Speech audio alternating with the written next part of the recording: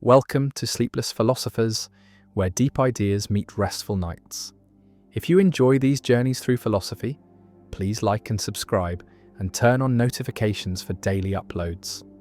To support the channel, consider leaving a super thanks. Any amount helps us continue creating content. You can also become a member to request video topics. We're not monetized, so your support truly makes the difference. Now let the philosophy begin. The Bertrand's box paradox. 3 identical boxes sit before you, each containing 2 coins. The first box contains 2 gold coins, the second box contains 2 silver coins, and the third box contains 1 gold coin and 1 silver coin. And you cannot see inside the boxes, cannot distinguish them from the outside. And a box is chosen at random and opened, and 1 coin is drawn from it, also at random, and the coin turns out to be gold. And now a question is posed that seems simple, but leads to surprising confusion. What is the probability that the other coin in the same box is also gold? And the intuitive answer that most people give is 1/2, reasoning that since the drawn coin is gold, the box cannot be the one with 2 silver coins. So it must be either the box with 2 gold coins or the box with 1 gold and 1 silver. And these 2 possibilities seem equally likely, and so the probability that the other coin is gold should be 1/2. But this reasoning is wrong. The correct answer is 2/3, and this is Bertrand's box paradox, named after Joseph Bertrand, who presented it in 1889, a puzzle in conditional probability that reveals how easily intuition misleads when reasoning about random processes and conditional information. The error in the intuitive reasoning lies in treating the 2 remaining boxes as equally likely.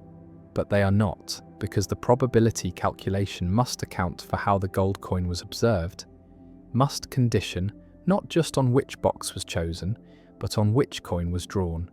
And the key insight is that there are 3 gold coins in total, 2 in the first box and 1 in the third box, and the drawn coin is equally likely to be any of these 3.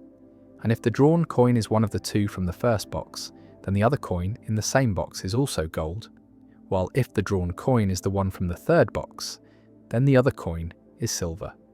And since 2 of the 3 equally likely possibilities lead to the other coin being gold, the probability is 2/3, not 1/2. Another way to see the solution is to consider all possible outcomes. There are 6 coins in total, labelled gold 1 and gold 2 in the first box, silver 1 and silver 2 in the second box, and gold 3 and silver 3 in the third box, and each coin is equally likely to be the one drawn, and we're told that a gold coin was drawn, which eliminates silver 1, silver 2 and silver 3, leaving gold 1, gold 2 and gold 3 as equally probable. And if gold 1 was drawn, then the other coin in the same box is gold 2. If gold 2 was drawn, then the other coin is gold 1. And if gold 3 was drawn, then the other coin is silver 3. And so in 2 of the 3 cases, the other coin is gold, giving a probability of 2/3. The Bertrand box paradox is structurally similar to other probability puzzles, like the Monty Hall problem and the 3 prisoners problem, where conditioning on partial information updates probabilities in non-obvious ways, where the process by which information is revealed matters as much as the content of the information, and where naive intuition fails to properly account for the structure of the problem. And the paradox illustrates the importance of specifying the sample space carefully, of identifying all possible outcomes and their probabilities, and of using Bayes' theorem or other formal tools to update probabilities rather than relying on informal reasoning.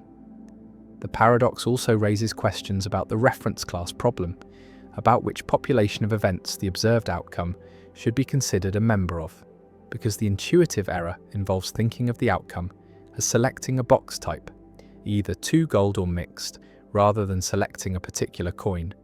And this shift in reference class changes the probabilities, and the correct solution requires identifying the right reference class, the set of all coins that could have been drawn, and calculating probabilities relative to that set.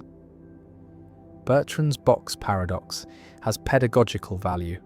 It is often used in teaching probability to illustrate conditional probability, to show how careful reasoning differs from intuitive judgment, and to demonstrate the value of systematic methods like constructing probability trees or using Bayes' theorem. And students who understand the paradox gain insight into a common class of errors that arise from failing to properly condition on all relevant information, from treating distinct events as equiprobable when they are not, and from confusing the probability of a hypothesis given evidence with the probability of evidence given a hypothesis. The paradox also appears in variations, sometimes with coloured balls instead of coins, sometimes with different numbers of boxes or different distributions, and each. Variation tests slightly different aspects of probabilistic reasoning, but the core lesson remains the same, that conditional probabilities must be calculated carefully, that intuition is unreliable, and that formal methods are necessary to avoid systematic errors. And the paradox connects to real-world situations where similar reasoning is required. Medical diagnosis, where symptoms must be interpreted in light of disease prevalence and test reliability. Legal reasoning, where evidence must be weighed in light of prior probabilities and alternative explanations. And machine learning, where classifiers must be trained to properly account for base rates and conditional dependencies. The boxes sit on the table, indistinguishable from the outside. The gold coin gleams in your hand, and the question hangs in the air: what is the probability that the other coin is also gold? And the answer, 2/3, contradicts the intuitive 1/2. And the gap between intuition and mathematics reveals something about how we reason about chance, about how we estimate probabilities, about how we update beliefs in light of evidence. And the Bertrand box paradox remains a touchstone, a simple puzzle with a surprising answer, a demonstration that probability is subtle, that conditioning changes things in non-obvious ways, and that even questions that seem straightforward can hide complexity, can require careful analysis to answer correctly. And the paradox endures as a teaching tool, a cautionary tale, a reminder that mathematical reasoning is necessary to avoid errors that intuition cannot prevent.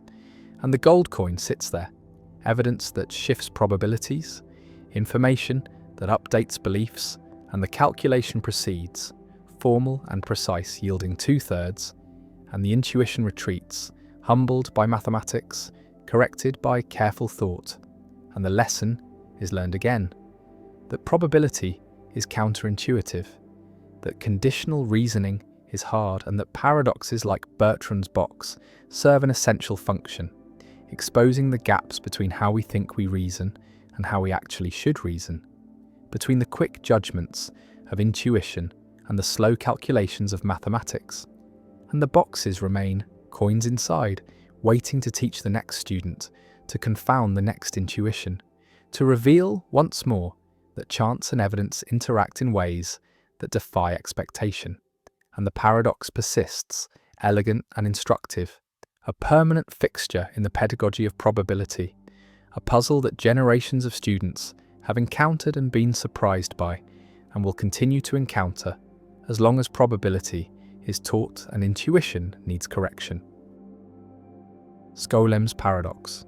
Set theory describes infinite sets of different sizes, and Georg Cantor proved that the real numbers are uncountably infinite, that they cannot be placed in one-to-one correspondence with the natural numbers, that there are more real numbers than natural numbers. And this is one of the foundational results of modern mathematics, a theorem that establishes a hierarchy of infinities. But Thoralf Skolem discovered a paradox, or what appears to be a paradox, that threatens this result. And the paradox is that any consistent first-order theory that has an infinite model also has a countable model, a model where the domain consists of only countably many elements. And this is the Löwenheim-Skolem theorem, and applying it to set theory yields a troubling conclusion. If set theory is consistent, then it has a countable model, a model where the universe of sets is countably infinite. And yet within this model, the axioms of set theory are satisfied, including Cantor's theorem, which proves that the real numbers are uncountable. And so we have a countable model of set theory in which there exists an uncountable set. And this seems contradictory.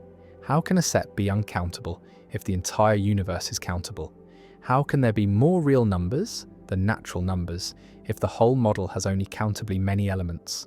And this is Skolем's paradox. The resolution lies in understanding the distinction between internal and external perspectives, between how things appear from inside the model and how they appear from outside. From inside the countable model of set theory, all the axioms hold. Cantor's theorem is provable. The real numbers have no enumeration within the model. No bijection between the reals and the naturals exists as far as the model is concerned. And so internally, the reals are uncountable. But from outside the model, from the perspective of someone who can see the entire structure, the model itself has only countably many elements, and there exists a bijection between the elements of the model and the natural numbers. A bijection that is not itself an element of the model, that does not correspond to any set or function within the model. And so externally, the model is countable. And this distinction between internal and external is the key to resolving the paradox. Uncountability is relative. It depends on what bijections are available, and different models have different bijections. Skolем's paradox reveals something profound about the nature of mathematical existence and the limits of first-order logic. It shows that first-order logic cannot pin down the cardinality of infinite sets, that the concept of uncountability is not absolute but relative to a model, that what counts as uncountable in one model may be countable in another, and this relativity is a consequence of the expressive limitations of first-order logic, which can only quantify over elements of the domain, not over arbitrary functions or sets of elements. And so first-order set theory cannot express the existence of a bijection between two sets in an absolute way, cannot say, in a model-independent manner, that a set is countable or uncountable. Some philosophers and logicians find this relativity troubling, a sign that first-order set theory is inadequate as a foundation for mathematics, that a stronger logic, perhaps second-order logic, which allows quantification over sets and functions, is needed to capture the intended meaning of set-theoretic concepts. And in second-order logic, the Löwenheim-Skolem theorem does not hold. There are categorical characterizations of structures, including characterizations of the natural numbers and the real numbers that pin down their cardinality uniquely. And so second-order logic avoids Skolem's paradox by being more expressive, by allowing statements that distinguish countable from uncountable models. But second-order logic has its own difficulties. It lacks complete proof systems. There is no algorithmic procedure that can, in principle, prove all second-order truths. And so the gain in expressiveness comes at the cost of losing some of the nice logical properties that first-order logic enjoys. Others embrace the relativity revealed by Skolem's paradox, arguing that it shows the conventional or perspectival nature of mathematical concepts, that cardinality is not an intrinsic property of sets, but a relation between sets and models, that what we call uncountable is simply a set that lacks an enumeration within a particular model, and that different models can disagree about what is countable without any of them being wrong. And this perspective aligns with a pluralistic or model-theoretic approach to mathematics, where there is no single intended model of set theory, but many models, each with its own internal structure, and what is true varies from model to model, and mathematical truth is relative to a choice of model. Skolem's paradox also connects to issues about the definiteness of the continuum, about whether the set of real numbers has a well-defined cardinality, and the continuum hypothesis, which asks whether there is a set whose cardinality is strictly between that of the natural numbers and the real numbers. And this hypothesis is independent of the standard axioms of set theory, meaning that neither the hypothesis nor its negation can be proven from the axioms. And some mathematicians interpret this independence as evidence that the cardinality of the continuum is not a definite matter of fact, but depends on additional assumptions or on the choice of model. And Skolem's paradox reinforces this interpretation by showing that even the distinction between countable and uncountable is model dependent. The paradox remains a touchstone in the philosophy of mathematics and the foundations of logic. It illustrates the limits of first-order logic, the relativity of model theoretic notions, and the gap between formal systems and intended interpretations.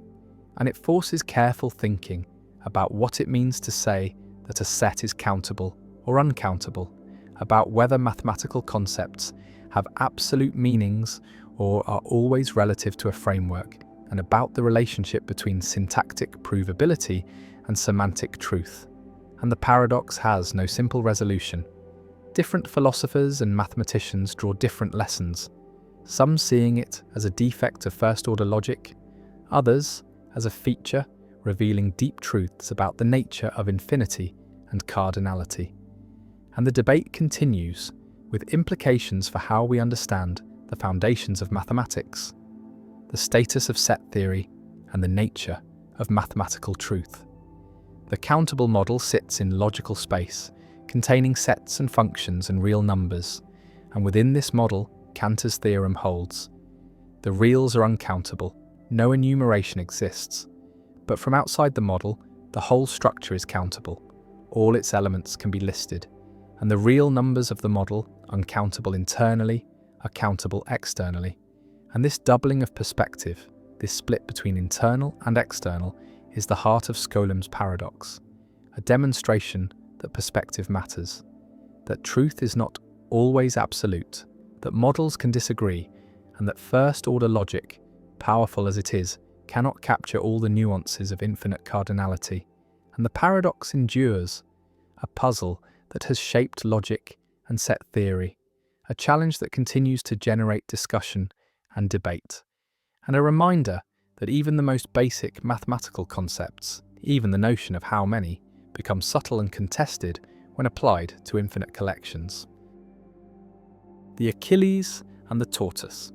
Achilles, the swift-footed hero of Greek legend, agrees to race a tortoise, and to make the contest fair, the tortoise is given a head start, perhaps 100 meters, and the race begins, and Achilles runs swiftly toward the point where the tortoise started. But by the time he reaches that point, the tortoise has moved forward a small distance, perhaps 10 meters, and so Achilles runs toward that new position. But again, by the time he arrives, the tortoise has advanced a bit further, perhaps 1 meter, and this process continues. Each time Achilles reaches where the tortoise was, the tortoise has moved ahead.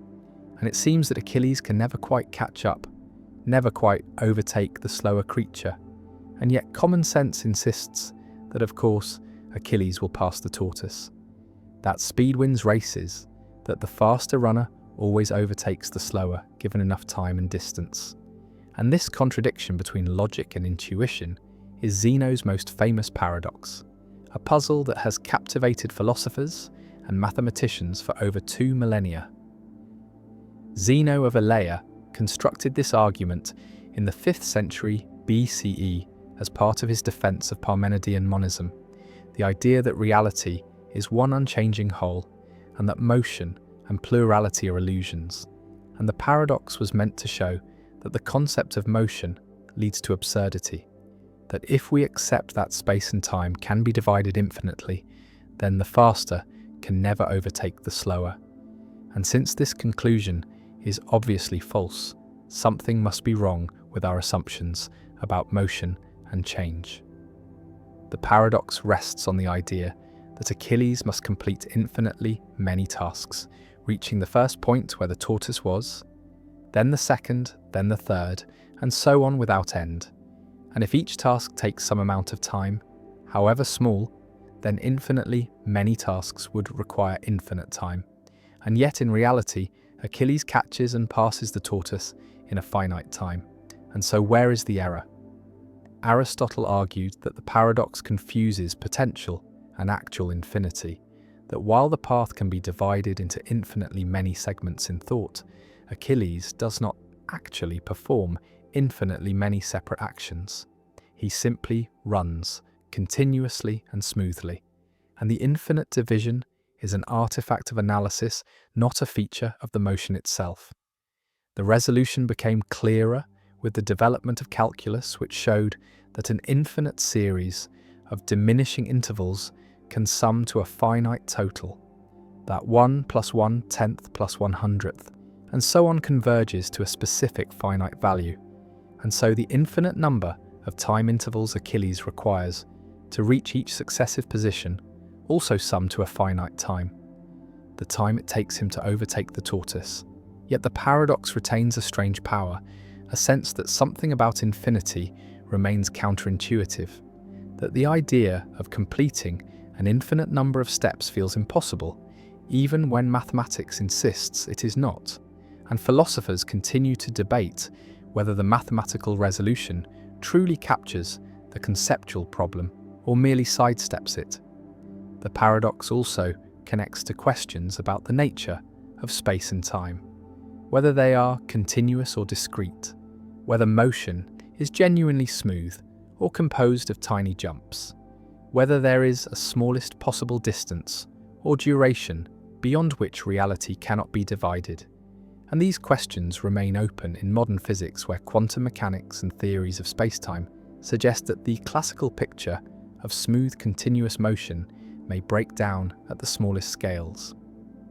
If you enjoy these explorations of paradox and the limits of thought, consider subscribing so you never miss a journey into philosophy's most perplexing puzzles, and perhaps leave a comment sharing where you are in the world as you listen to these ideas unfold. Achilles and the tortoise remain locked in their eternal race, a metaphor for the human attempt to reconcile the finite with the infinite, the continuous with the discrete, the logical with the intuitive. And the paradox endures as a reminder that even the simplest motion, a hero chasing a tortoise, conceals within it mysteries that have not been fully solved. Questions that linger at the boundary where mathematics meets reality, where reason meets experience, where what must be true, according to logic, clashes with what obviously is true, according to the world. Richard's paradox. In 1905, the French mathematician Jules Richard discovered a paradox that strikes at the heart of how language and mathematics interact, revealing that certain kinds of definitions can generate contradictions no matter how carefully they're constructed. Consider the set of all real numbers that can be defined in a finite number of words using the English language. And this set seems reasonable at first because most numbers we ever think about can be described in some way. Pi is the ratio of a circle's circumference to its diameter. The square root of 2 is the length of the diagonal of a unit square, and so on. Since there are only finitely many words in the English language and only finitely many ways to arrange them into sentences of any given length, there can only be countably many such descriptions, which means there are only countably many real numbers that can be defined in this way. Yet the real numbers are uncountable, as Georg Cantor proved, which means there must exist real numbers that cannot be defined in any finite number of English words, numbers that are forever beyond the reach of language, numbers that exist but cannot be named or described or pointed to in any way. Now comes the paradox. Consider the real number defined as follows. Let it be the first real number in the set of all real numbers that cannot be defined in a finite number of English words, arranged in some standard ordering, such as numerical order. This definition appears to successfully define a specific real number, and the definition itself uses only a finite number of English words, which means the number it defines belongs to the set of numbers that can be defined in a finite number of words, but the definition explicitly states that the number belongs to the set of numbers that cannot be defined in a finite number of words, and so the contradiction emerges, sharp and unavoidable. If the number can be defined, then it does not belong to the set of undefinable numbers, but the definition picks it out precisely as a member of that set. And if it cannot be defined, then the definition fails to refer to anything at all, and yet the definition seems perfectly coherent, grammatically correct, and mathematically precise. Richard's paradox exposes a fundamental problem with the concept of definability, the idea that we can cleanly separate describable objects from indescribable ones, because the act of describing the indescribable creates a loop that collapses into contradiction. Some logicians argue that the phrase cannot be defined in a finite number of words is itself vague or improperly formalized, that it mixes informal natural language with formal mathematical concepts in a way that generates confusion, and that a more rigorous treatment would prevent the paradox from arising. Others suggest that the paradox reveals a hierarchy in language, that definitions must be made within specific formal systems, and that talking about all possible definitions requires stepping outside the system into a meta-language, and that mixing these levels is where the contradiction appears. Alfred Tarski developed this idea into a full theory of truth and definability, showing that no language can fully express its own semantic concepts without risking paradox, that truth and definability must always be relativized to a particular formal system, and that higher-order languages are needed to talk about lower-order ones. Richard's paradox also influenced the development of computability theory, because the question of whether a number can be defined in a finite number of words is closely related to whether it can be computed by a finite algorithm, and paradoxes like Richard's helped clarify the distinction between computable and non-computable reals.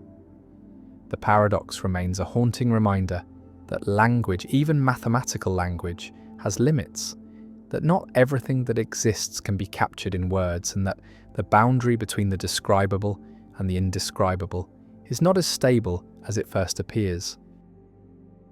The Banach-Tarski paradox: a solid sphere can be decomposed into a finite number of pieces, which can then be reassembled using only rotations and translations to form two solid spheres, each identical to the original.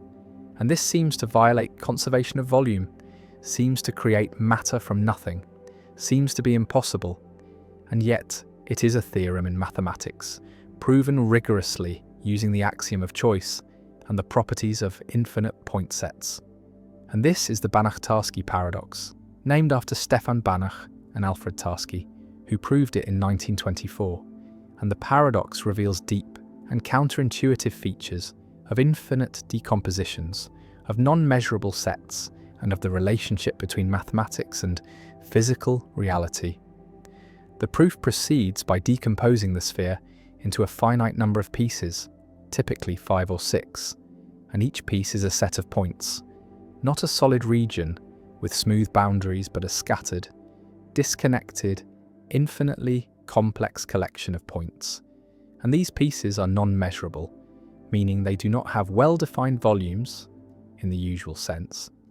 They cannot be assigned a size using standard measure theory, and this is crucial because measurable sets cannot be duplicated. Conservation of volume holds for measurable sets, but non-measurable sets escape this constraint. They can be rearranged in ways that seem to violate intuition, and the Banach-Tarski paradox exploits this by constructing pieces that are so pathological, so wildly scattered, that they can be rotated and translated to form two complete spheres. The decomposition uses the axiom of choice, the principle that given any collection of non-empty sets, there exists a way to choose one element from each set, and the axiom of choice is independent of the other axioms of set theory. It cannot be proven or disproven from the standard axioms, and some mathematicians reject it precisely because it leads to results, like the Banach-Tarski paradox, results that seem absurd, and rejecting the axiom of choice avoids the paradox. But it also cripples large parts of modern mathematics. Many important theorems depend on the axiom of choice, and most mathematicians accept it despite its counterintuitive consequences. The paradox applies only to objects in three-dimensional space, or higher. It does not work in 2 dimensions. A disk cannot be decomposed and reassembled into 2 disks. And this is because the group of rotations in the plane is amenable, meaning it admits a certain kind of averaging that prevents paradoxical decompositions, while the group of rotations in 3-dimensional space is non-amenable, and this non-amenability is what makes the Banach-Tarski paradox possible. The fact that rotations in 3 dimensions can be combined in ways that allow pieces to be moved around and duplicated. The paradox raises questions about the relationship between mathematical objects and physical objects, because while the Banach-Tarski theorem is mathematically rigorous, it does not imply that a physical sphere can be duplicated. The decomposition involves infinitely complex sets, pieces that are not solid regions but scattered collections of points, with no smooth boundaries, and such pieces cannot be physically realized, cannot be cut or manipulated, and so the paradox is a feature of mathematical idealizations rather than a claim about physical reality. And this distinction is important. The paradox shows that mathematical spheres treated as sets of points behave in strange ways, but it does not threaten conservation of mass or energy in physics, because physical objects are not sets of points but arrangements of atoms or fields or quantum states, and these are governed by physical laws that do not permit paradoxical duplication. Some mathematicians and philosophers argue that the Banach-Tarski paradox is not really a paradox but a theorem, a surprising result that reveals features of infinite point sets and non-measurable sets, and that calling it a paradox is misleading, suggesting contradiction when there is none, only counterintuitive behavior. And from this perspective, the paradox is valuable precisely because it challenges intuition, because it shows that infinite collections have properties that finite collections lack, that measure theory has limits, that the axiom of choice has strange consequences, and that mathematics is richer and stranger than naive expectations suggest. Others find the paradox troubling, a sign that something is wrong with the foundations, that the axiom of choice should be rejected or restricted, that non-measurable sets are pathological objects that should not be admitted into mathematics, and that theories which avoid such sets, like those based on constructive or intuitionistic logic, provide better foundations. And this debate reflects deeper disagreements about the nature of mathematical existence, about what kinds of objects mathematics should study, and about the role of intuition in guiding mathematical practice. The Banach-Tarski paradox also appears in discussions of probability and decision theory, because if a sphere can be decomposed into non-measurable pieces, then probability distributions on spheres must be carefully defined to avoid assigning probabilities to non-measurable sets. And this technical requirement reflects the same underlying issue, that not all collections of points can be measured, that probability requires measurability, and that attempting to assign probabilities to arbitrary sets leads to contradictions or paradoxes. The sphere sits on the table, solid and indivisible to the eye, but mathematically it is a set of infinitely many points. And the Banach-Tarski theorem says that these points can be partitioned into pieces, 5 or 6 strange scattered collections, and these pieces can be moved, rotated and translated and reassembled into 2 spheres, identical to the original, and the volume has doubled or seems to have doubled, but the pieces never had well-defined volumes. They were never measurable, and so nothing has been created, no conservation law has been violated, only the intuition that decomposition preserves size, and this intuition holds for finite decompositions, for measurable pieces, but fails for infinite non-measurable pieces, and the paradox endures. A theorem that sounds impossible, a result that challenges understanding, a demonstration that mathematics contains surprises, that infinity is stranger than imagination, that point sets behave in ways that solid objects do not, and that the axiom of choice, innocent as it seems, permits constructions that defy common sense, and the sphere duplicates, mathematically, if not physically. And the paradox remains, a permanent fixture in the landscape of mathematics, a result that students encounter with disbelief, that mathematicians accept as rigorous yet counterintuitive, and that philosophers debate as revealing something deep about the nature of mathematical objects, about the limits of measure theory, about the relationship between infinite idealization and finite reality. And the sphere sits there, unchanged and yet somehow doubled, a monument to the strangeness of infinity, to the power of the axiom of choice, and to the capacity of mathematics to prove truths that seem like impossibilities. The bald man paradox. A man stands before a mirror, his hair full and thick, and no one would call him bald, this much is certain. And yet time passes, and hairs fall, one by one, slowly at first and then with gathering speed. And the question that haunts philosophers is simple and unanswerable. At what precise moment does this man become bald, after which single hair crosses the threshold from not bald to bald? And the intuition rebels against the idea that one hair could make such a difference, that the removal of a single strand could transform a person's category, could change a truth about them in such a fundamental way. The bald man paradox is a version of the Sorites paradox, focused specifically on baldness, but illustrating the same underlying problem about vagueness, boundaries, and the limits of classification. And it asks us to consider whether baldness admits of sharp boundaries, or whether it is inherently vague, a matter of degree rather than kind. And if it is vague, then how can we use the term meaningfully? How can we say that someone is bald or not bald when there seems to be no clear line separating the two states? Imagine the process in reverse, starting with a completely bald man, hairless and smooth, and now a single hair appears on his head, and surely one hair does not make him not bald. The presence of a single hair is negligible, imperceptible to casual observation, and if one hair does not change baldness, then neither does two, and if two do not, then neither does three. And this reasoning continues, step by step, until the man has a full head of hair, and yet according to the logic he should still be bald because no single hair made the difference. And this conclusion is absurd, and so something must be wrong with the reasoning. But what?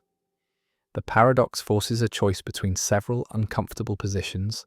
One option is to accept that there is a sharp boundary, a precise number of hairs that separates bald from not bald, perhaps 10,000 hairs or 5,000 or some other specific number.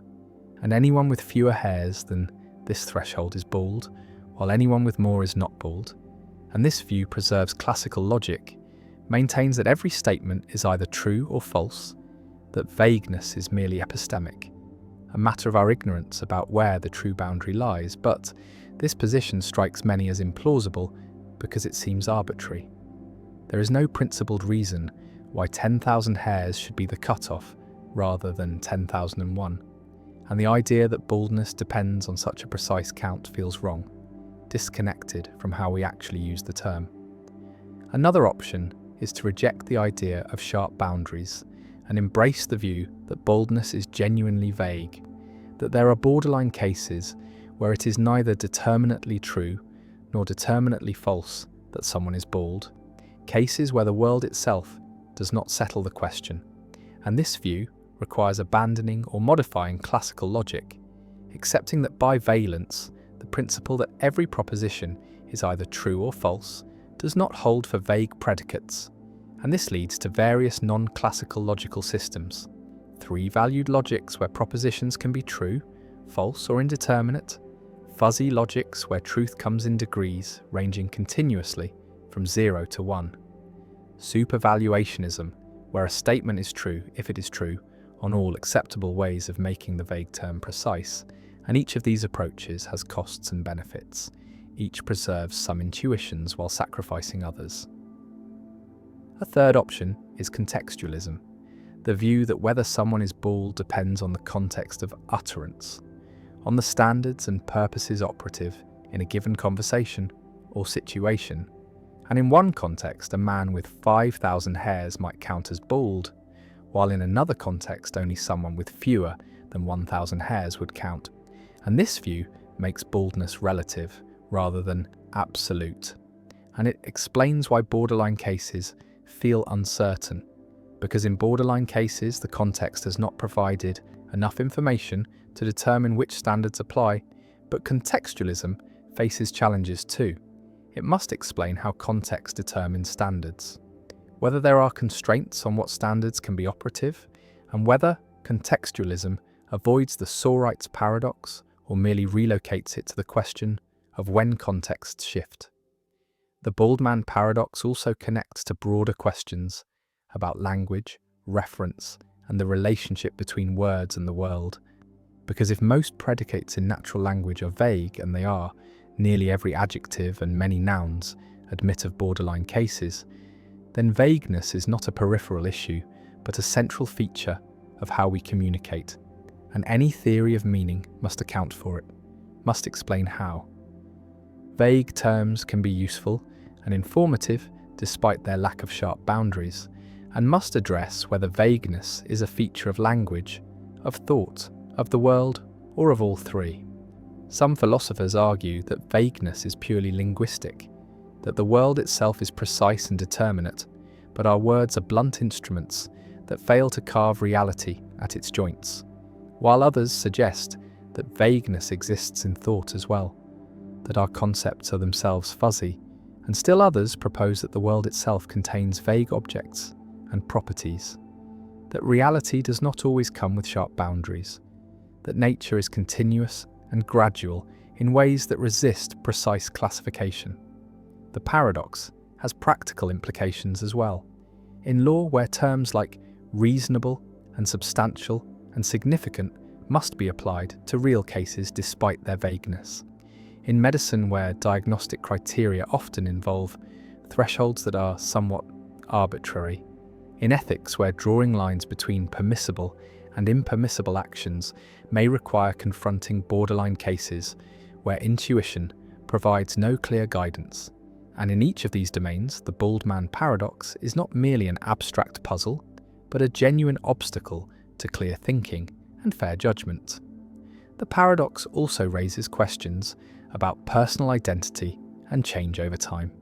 Because if baldness is gradual, then so are many other properties, aging, growing, learning, and if there are no sharp transitions, then perhaps personal change is also vague. Perhaps there are cases where it is indeterminate whether someone is the same person they were years ago, whether they have changed in significant ways or remained essentially the same. And this connects to deeper issues about persistence, continuity, and what it means to endure through time. The bald man stands as a symbol of all borderline cases, all situations where reality resists the either-or structure of classical logic, where predicates fade gradually from clear application to clear non-application, passing through a twilight zone where truth becomes uncertain. And the paradox endures because it exposes a tension between the precision we expect from rational thought and the vagueness inherent in the world and in language, and no solution has won universal acceptance. Philosophers continue to debate whether to accept sharp boundaries, revise logic, relativize truth to context, or adopt some more radical approach. And the bald man remains poised between categories, neither clearly bald nor clearly not bald in the borderline cases, a living embodiment of the limits of definition, a reminder that the world does not always cooperate with our desire for clarity, and that some questions may have no determinate answer, not because we lack knowledge, but because the questions themselves presuppose a precision that reality does not provide. And the hairs fall one by one, and baldness approaches, and no single hair marks the moment of transformation, and the paradox persists, unresolved and perhaps unresolvable, a permanent feature of the conceptual landscape we must navigate, a crack in the foundations of logic that cannot be sealed. The analysis paradox. Philosophy has long been concerned with analysis, with taking complex concepts and breaking them down into simpler components, with providing definitions that specify the necessary and sufficient conditions for the application of a term, and this project of conceptual analysis seems both important and straightforward. We want to know what knowledge is, what justice is, what truth is, and we proceed by analysing these concepts, by stating explicitly what they mean, by giving definitions that capture their essential features. Yet there is a paradox lurking here, a puzzle about whether analysis is even possible. And this is the paradox of analysis, first articulated clearly by C.H. Langford, and discussed extensively by G.E. Moore and others in the early 20th century. The paradox can be stated simply: suppose we offer an analysis of some concept. For example, we might analyse the concept brother as male sibling, and this analysis, if correct, should be informative, should tell us something we did not already know about what brotherhood consists in, should illuminate the concept by making its structure explicit. But if the analysis is correct, then the analysandum, the concept being analysed, and the analysans, the analysis itself, must have the same meaning. They must be synonymous, otherwise the analysis would be incorrect. It would not capture what brotherhood really is. And if they are synonymous, then the statement brother means male sibling should be trivial, should be like saying brother means brother, a mere tautology that provides no new information. And so the analysis cannot be both correct and informative. If it is correct, then it is trivial. And if it is informative, then it is not a genuine analysis, but merely a stipulation or a proposed change of meaning. The paradox threatens the entire project of conceptual analysis, because it suggests that analysis cannot do what it is supposed to do, cannot both correctly identify the meaning of a concept and provide new insight into that meaning, cannot be both true and interesting. And so either conceptual analysis is impossible, or our understanding of what analysis is and what it aims to achieve must be revised. One response to the paradox distinguishes between sense and reference, between the meaning of a term and what it picks out, and argues that an analysis can be informative even if the analysandum and analysans refer to the same thing, because they can differ in sense, in the way they present or describe that thing. And so the analysis brother means male sibling is informative, because even though brother and male sibling refer to the same set of individuals, they present that set in different ways, one as a family relation and the other as a combination of gender and kinship. And this difference in sense makes the identity statement informative rather than trivial. Another response appeals to a distinction between conceptual and factual knowledge, arguing that analysis does not provide factual knowledge about the world, but conceptual knowledge about our own concepts, that it makes explicit what was already implicit in our understanding, that it brings to consciousness the structure of concepts that we already possess and use, but have not fully articulated. And so, the informativeness of analysis is not the informativeness of discovering new facts, but the informativeness of self-clarification, of making our own conceptual commitments explicit and transparent. A third response associated with Quine and others skeptical of the analytic-synthetic distinction denies that there is a sharp line between conceptual analysis and empirical investigation, arguing that all beliefs form a holistic web where conceptual revisions and factual discoveries are intertwined, and that what we call analysis is really just careful reflection on our current best theory of the world, subject to revision in light of new evidence or theoretical considerations. And on this view, the paradox dissolves, because analysis is not supposed to be a priori or purely conceptual, but is continuous with empirical inquiry, and so it can be both correct and informative without any mystery. The paradox also raises questions about the methodology of philosophy, about whether philosophy can make progress through analysis or whether some other method is needed. And different philosophical traditions have taken different stances, with analytic philosophy traditionally emphasizing conceptual analysis as a central tool, while continental philosophy has been more skeptical of analysis, focusing instead on interpretation, critique, and phenomenological description. And the paradox of analysis has been one factor driving some philosophers away from traditional analysis toward other approaches. The paradox connects to issues about understanding and competence, because we seem to have a kind of implicit or tacit understanding of concepts like knowledge, justice, and truth. We can use these concepts correctly, can apply them to particular cases, can recognize when they are used inappropriately, and yet when asked to state explicitly what these concepts mean, to provide a definition, we struggle. And this suggests that conceptual competence does not require explicit knowledge of definitions, that understanding can be practical and procedural rather than theoretical and propositional, and that analysis attempts to convert implicit understanding into explicit knowledge, a conversion that is difficult and perhaps impossible to complete without remainder. The paradox also appears in the context of philosophical disagreement, because philosophers have been offering analyses of key concepts for millennia, and yet consensus remains elusive. Different philosophers provide different analyses of knowledge, of justice, of truth, and it is not always clear how to adjudicate between competing analyses, whether by appeal to intuitions about particular cases, by considerations of theoretical simplicity and fruitfulness, or by some other standard.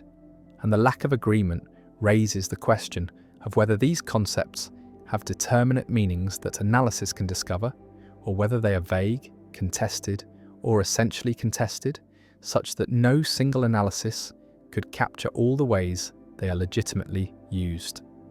The analysis paradox remains a puzzle at the heart of philosophy, a question about what philosophy is doing when it offers definitions and analyses, whether it is discovering pre-existing meanings, stipulating new ones, or engaging in some more complex activity that combines elements of discovery, stipulation, and rational reconstruction, and the paradox has not been definitively resolved. Different philosophers find different responses more or less compelling, and the debate continues, with implications for how we understand the nature and methods of philosophical inquiry. And the concept sits there, waiting to be analysed, inviting us to state its essence, to specify its conditions, to make explicit what we already implicitly know, and yet the analysis, when offered, seems either to tell us nothing new or to change the subject, to offer a different concept rather than clarifying the original one.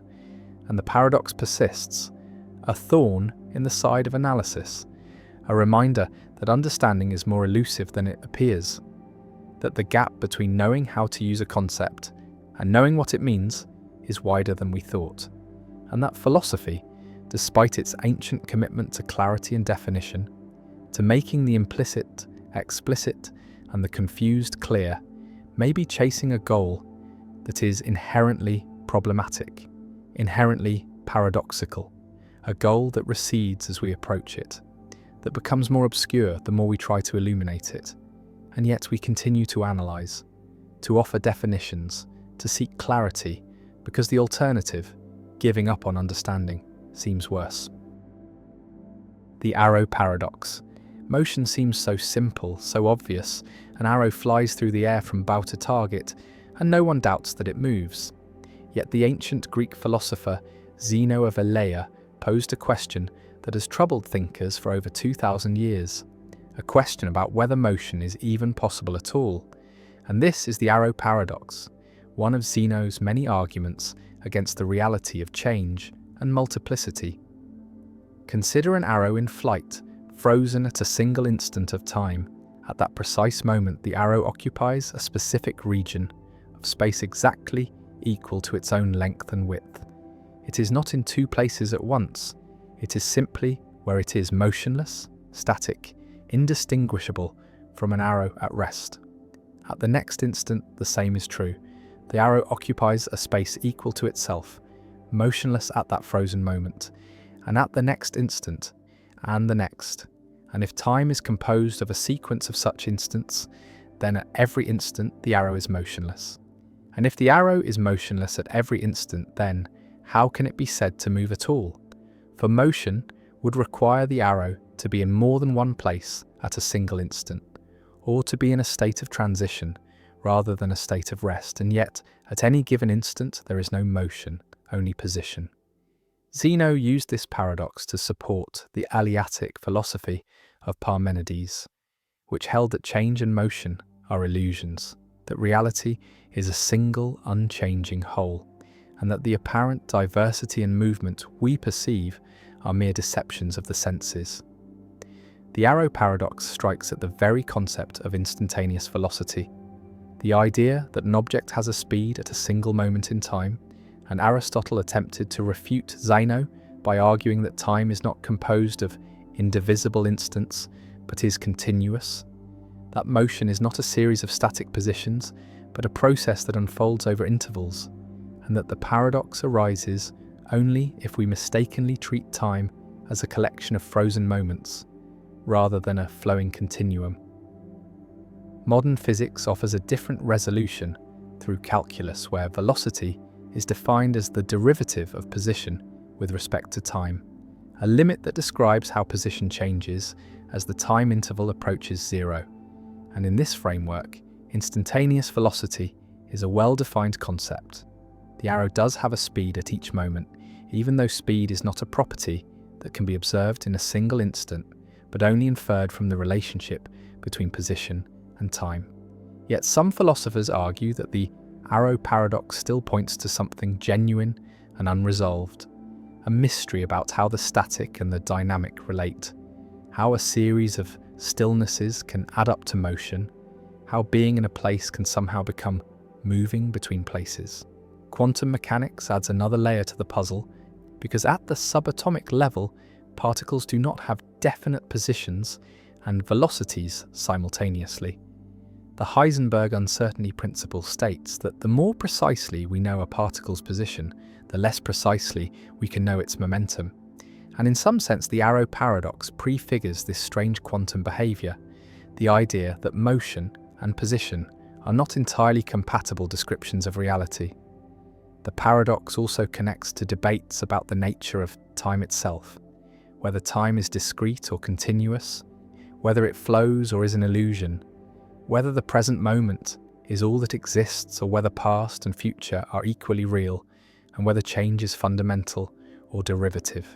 Zeno's arrow hangs suspended in thought, motionless at every instant, yet undeniably in flight, a puzzle that refuses to vanish despite millennia of analysis, a reminder that even the most basic experiences, the flight of an arrow, the passing of time, the reality of motion, rest on assumptions that can be questioned, that beneath the surface of the obvious lies a tangle of conceptual difficulties that no amount of mathematics or physics has entirely smoothed away, and the arrow flies still, or perhaps it never moved at all, frozen forever in the paradox that bears its name. Synesthesia. Paradox: why numbers have colours and sounds have tastes. A person looks at the number 5 and sees it as blue, not imagines it as blue, not associates it with blue, but actually sees blue, experiences colour as an intrinsic property of the number. And another person hears music and tastes chocolate, hears certain chords, and the taste appears involuntarily, automatically. And these experiences are synesthesia, are cross-modal sensory experiences where stimulation in one modality produces perception in another, and synesthesia is not metaphor, is not learned association, is a genuine perceptual phenomenon experienced by roughly 4% of the population. And the paradox is that synesthetes experience properties that are not physically present, see colours that are not in the stimulus, taste flavours that have no source, and yet these experiences are consistent, are reliable. The same numbers always evoke the same colours, the same sounds always evoke the same tastes, and this reliability distinguishes synesthesia from imagination or association, shows that synesthesia is automatic, is perceptual rather than cognitive, and the phenomenon reveals something fundamental about how the brain is organized, shows that sensory modalities are not strictly separate, but can communicate, can influence each other, and synesthesia represents an extreme of this cross-modal interaction, represents a neural architecture where connections between sensory areas are stronger than normal, are sufficient to produce conscious experiences in one modality when another is stimulated. Imagine being a grapheme color synesthete, the most common form where letters and numbers evoke colors, and you read this text and every letter has its own color. A is red, B is green, C is yellow, and the colors are vivid, are as clear as real colors, are not vague or imagined but are perceptually present. And when you see the letter A, you cannot help but see red. The color is automatic, is triggered by the visual form of the letter, and this coloring happens for all letters and numbers, creates a richly colored experience of reading. And while this might sound beautiful, it can also be distracting, can interfere with reading when the printed colors conflict with synesthetic colors, can create confusion. And yet for synesthetes, this is normal, is how the world has always looked. And they're often surprised to learn that others do not experience letters as colored, that the colors are unique to synesthetes. Synesthesia demonstrates that perception is not modular, is not strictly segregated by sensory modality, and in synesthetes there is cross-activation. There are connections between sensory areas that do not exist or are weaker in non-synesthetes, and these connections allow activity in one area to trigger activity in another. And when grapheme area, the region that processes letter and number shapes, is activated, it also activates color area, the region that processes color, and this cross-activation produces the experience of colored letters. And neuroimaging studies have confirmed this, have shown that when synesthetes see numbers, color areas of visual cortex are activated, are lit up, and this activation is automatic, is bottom-up, is not produced by conscious thought or imagination, but is triggered by the stimulus itself.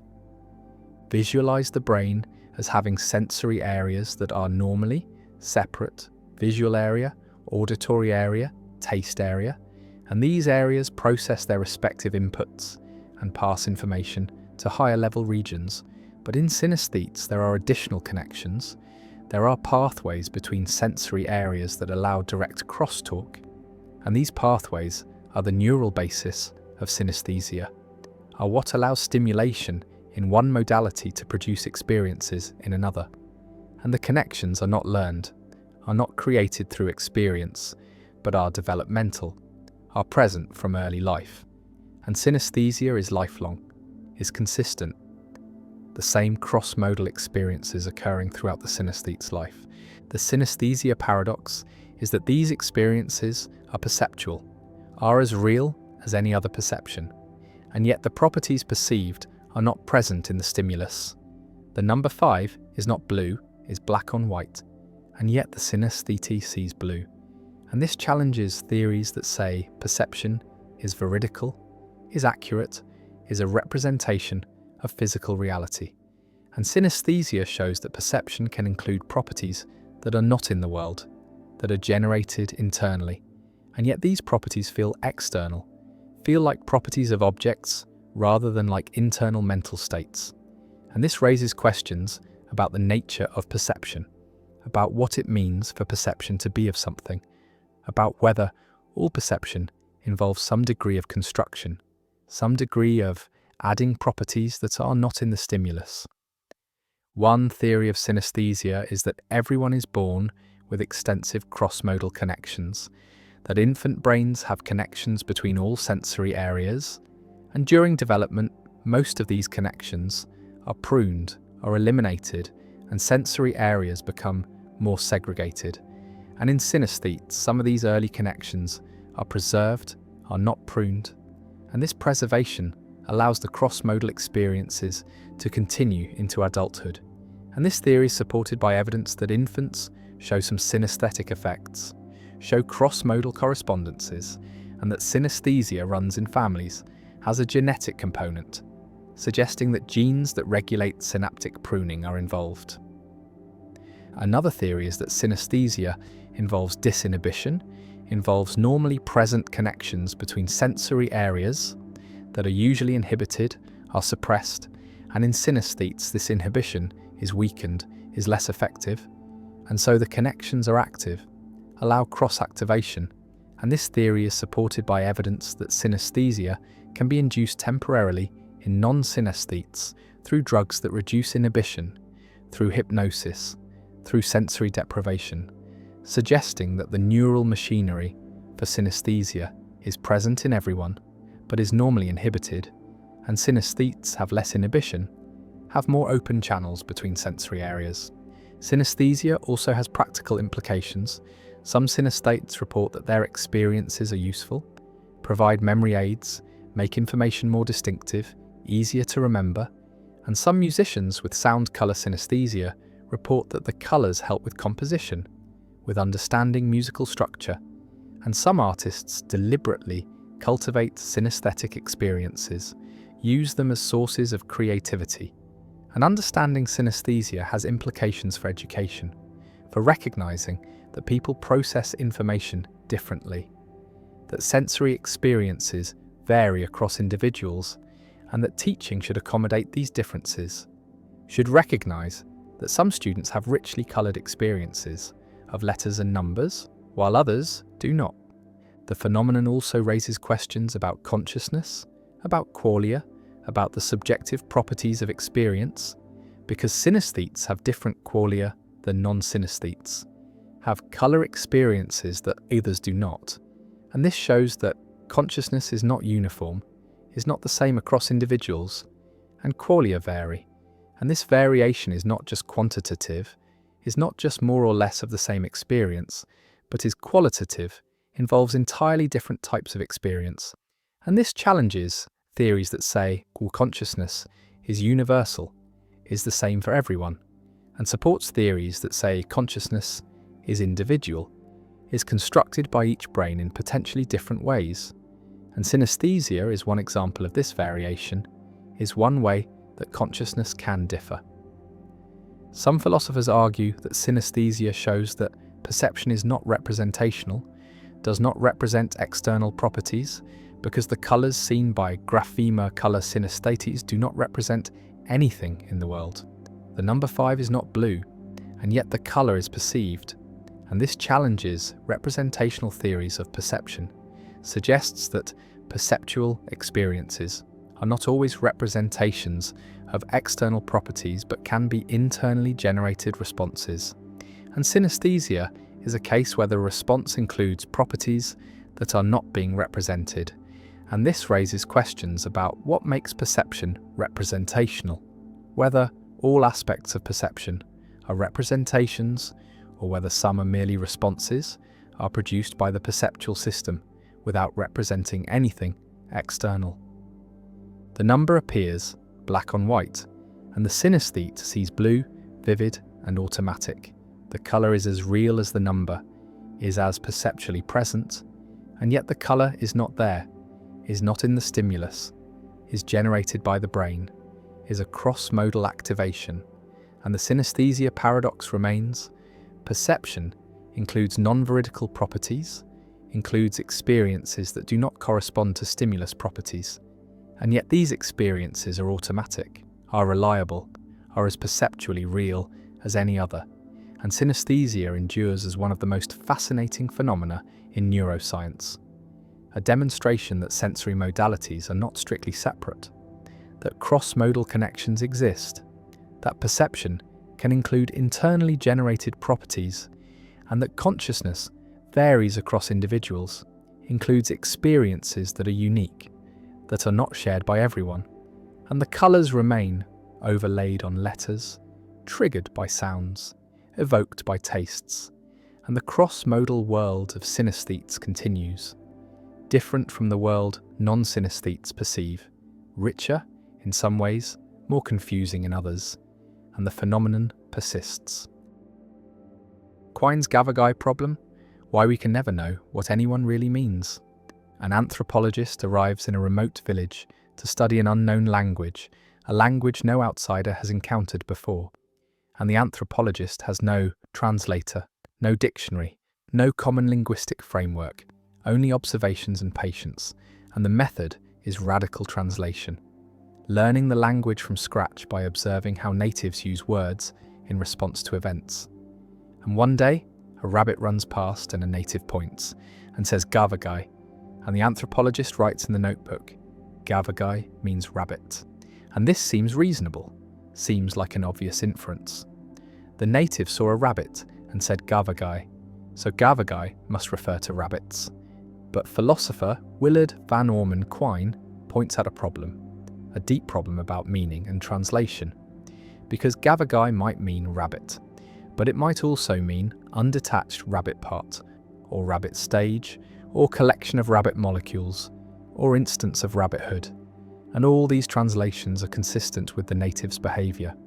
All would lead the native to say "Gavagai" in exactly the same circumstances, whenever a rabbit is present, and there is no fact of the matter, no objective truth about which translation is correct, no way to determine what "Gavagai" really means.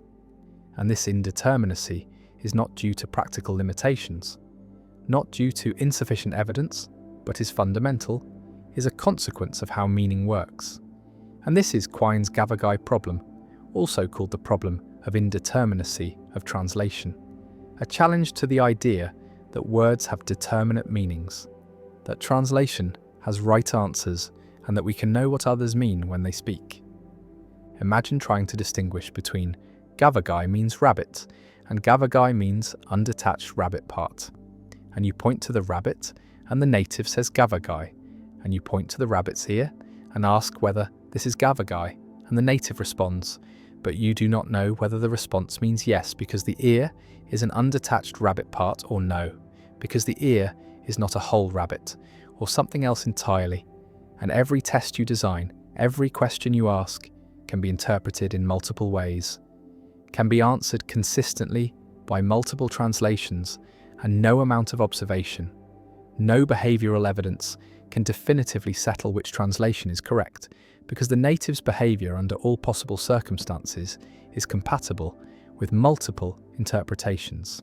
And Quine argues that this shows meaning is indeterminate, that there is no fact about what "Gavagai" really means, only different translation manuals that work equally well, that map the native's language onto ours in different but equally legitimate ways. The problem generalizes beyond anthropology to all understanding of language, because even when we share a language, even when we both speak English, the "Gavagai" problem applies. We cannot be certain that we mean the same thing by our words, that rabbit means to you what it means to me. We might be using different concepts, carved up differently, but our behaviour is similar enough that we never notice the difference. And this raises the disturbing possibility that communication is always partial, always approximate, that we never fully understand each other, that meaning is not something objective that words have, but something we impose through interpretation, and different interpretations can fit the evidence equally well, and there is no transcendent perspective from which to judge which interpretation is correct. Visualize meaning as a relationship between words and world, and Quine's point is that this relationship is underdetermined by behaviour, by the evidence available to translators, because infinitely many relationships are consistent with the same behavioural evidence. Infinitely many ways of mapping words to world produce the same observable patterns, and choosing among these possibilities requires going beyond evidence, requires making decisions that are not forced by facts, and these decisions constitute meaning rather than discovering it. And so meaning is partially conventional, partially stipulated, not fully determined by reality. The Gavagai problem challenges referential theories of meaning, theories that say words mean things because they refer to objects in the world, because rabbit refers to rabbits, and water refers to water, and Quine's argument shows that reference is inscrutable, cannot be determined from behaviour alone, because words can be interpreted as referring to different things, different ways of carving up reality, and all interpretations fit the evidence, and so reference is not an objective relation, but is relative to a translation manual, relative to a scheme of interpretation, and different manuals. Different schemes can assign different references to the same words while remaining equally correct. One response to the Gavagai problem accepts the indeterminacy, embraces it as a truth about meaning, argues that Quine is right, that there is no fact of the matter about what words mean beyond what is determined by behavioural evidence, and meaning is holistic, depends on the entire network of beliefs and language practices. And translation manuals are theoretical frameworks that organise this evidence.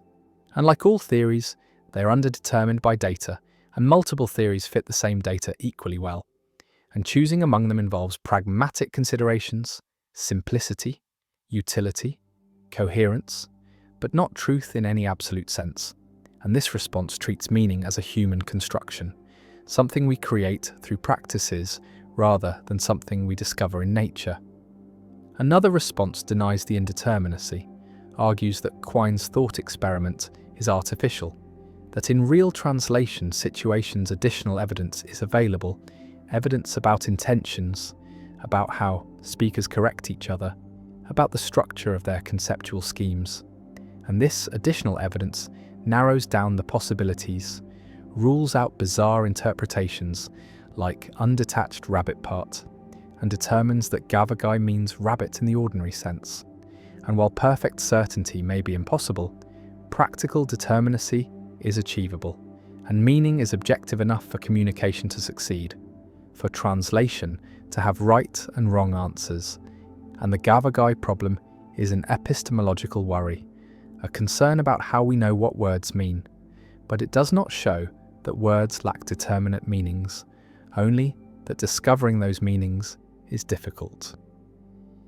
A third response appeals to charity, to the principle that we should interpret speakers as making sense, as having coherent beliefs, as speaking truly most of the time.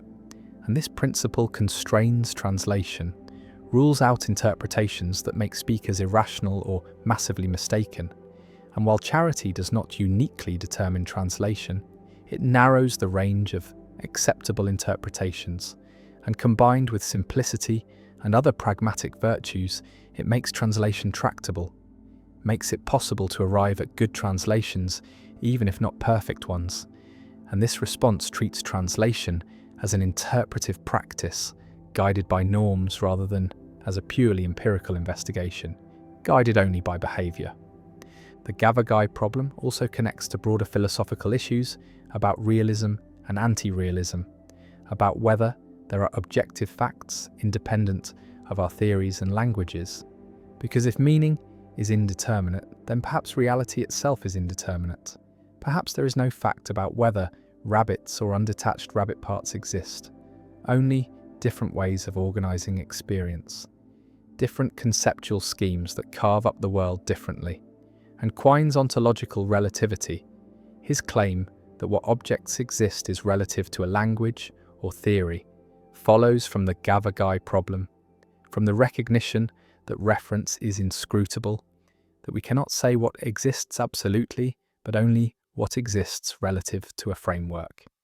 The anthropologist sits with a notebook, the word Gavagai recorded, the translation uncertain, and the native speaks, and the anthropologist interprets, and communication proceeds approximately, pragmatically, successfully enough for practical purposes, and whether Gavagai really means rabbit or something else remains undetermined, remains a question without an answer, and Quine's problem persists, not as a practical obstacle to translation, but as a philosophical challenge to theories of meaning, as a demonstration that meaning is more elusive than we thought, more dependent on interpretation and less determined by facts. And the Gavagai problem endures as one of Quine's most influential contributions, a thought experiment that changed how philosophers think about language, about meaning, about translation, and about the relationship between words and world. And the problem remains unsolved, perhaps unsolvable, a permanent feature of linguistic philosophy, a reminder that understanding each other is harder than it seems, that meaning is indeterminate, that communication is an achievement rather than an automatic consequence of shared language, and that the gap between what we say and what we mean, between our words and their reference, can never be fully closed. And the rabbit runs past and the native says, "Gavagai," and we translate approximately, hopefully, never quite certain that we have understood. The barber paradox. In a small village, there lives a barber who follows a single rule. He shaves all and only those men in the village who do not shave themselves. And this rule seems simple enough until the question emerges: does the barber shave himself? And suddenly the logic collapses into contradiction.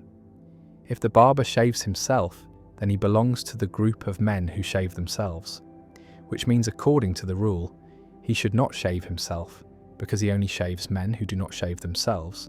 But if he does not shave himself, then he belongs to the group of men who do not shave themselves, which means according to the rule, he must shave himself because he shaves all men who do not shave themselves, and the loop tightens without escape, spinning endlessly between two impossible options.